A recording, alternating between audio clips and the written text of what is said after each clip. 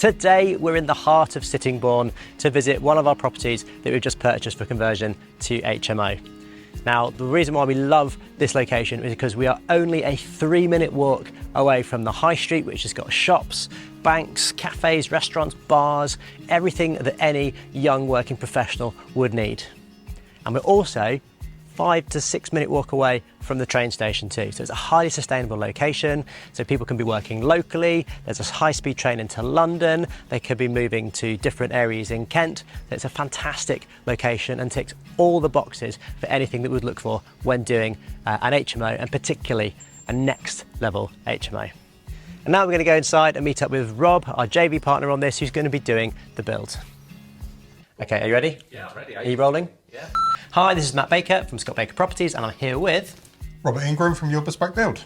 Now, Scott Baker Properties and Rob's team, we've come together to do an epic next level HMO here in Sittingbourne. So the house we're standing in right now is a 4-bedroom semi-detached property, and our plan is to convert this into an 8-bedroom co-living HMO. Now, we're working with Rob and his team very closely on this property. So what is the plan for making 4 bedrooms into 8? So there's an unused basement at the minute. It's for a storage area, which is the right height. So we just need to look at insulating the floor and gunning down for that. That will create 2 bedrooms downstairs. There's a loft conversion upstairs, which is a small pitched loft conversion that we're going to put a flat roof on. That will create another 2 bedrooms up top, and then a rejig of what's on the first floor so that we can get en suites into all the rooms. So that means we're going to have 2 in the basement, 1 on the ground floor, 3 on the first floor, just using the existing space, and then 2 in the loft by making the head height acceptable and much more usable space. That's it. Now, one thing we're looking to do with this project as well is to make it as energy efficient as possible, because one of the biggest costs of running HMOs is the energy. And thankfully, Rob has expertise in this. So what are we going to be doing to up-spec this property? So we're looking at doing a full house blanket, which is to say putting insulation around the whole property on all the external walls and on the base floor, and obviously an upgrade of the roof to keep the warmth in, or the warmth out in the summer. Then we're looking at a whole house ventilation system to do heat recovery, so take it from the hot zones and then redistribute it around the house to economically heat the house using areas that they don't need to capture the heat for. So normally in an HMO you might have 1 thermostat in a communal area, which means that if you've got 1 tenant with 1 room that's looking to get the heating on, then you're pretty much heating the whole house. Whereas in this example, we're going to have thermostats within every bedroom and then 1 controlling the common areas. Fantastic. So one of the great things about the heat recovery ventilation system, it not only sorts out the energy usage, it also reduces the amount of humidity in the air. So we get less issues with mould and damp. Is that right? That's correct. So take out the humidity from areas like bathrooms and kitchens and take it through the filtration system. We lose the humidity and utilise the heat to warm up other areas in the property, or also acting as a heat sink and reducing the heat from the building in the summer. Love it.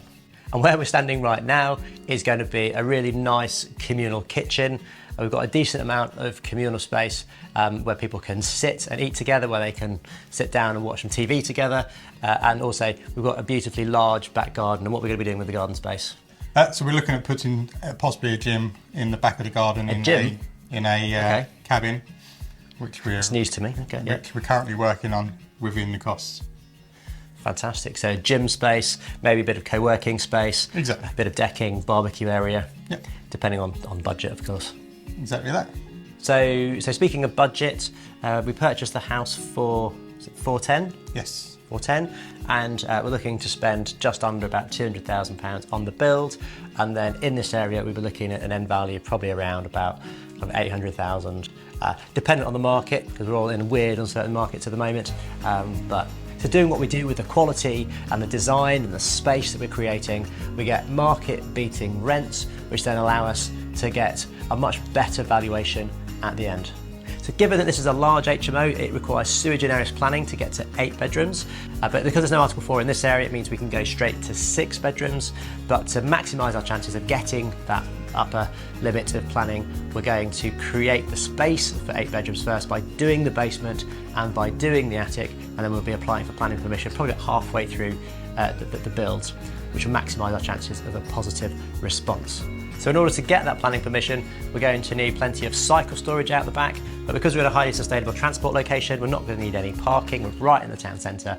And when we're looking at the room sizes and the amenity space, we're well surpassing that. I think all of our rooms are over 10 square metres. Our largest one is 21 square metres. 21 square metres for a single occupation bedroom in the heart of Sittingbourne. So the build programme itself, what we're looking at?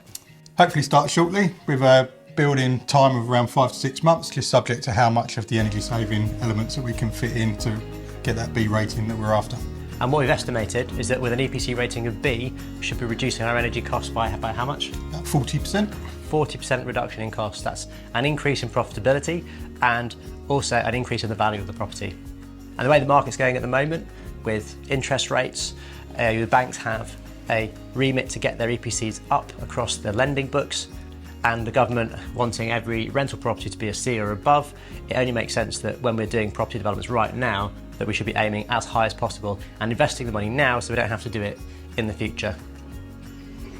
Now you can see exactly what it takes to make an epic next level HMO investment work.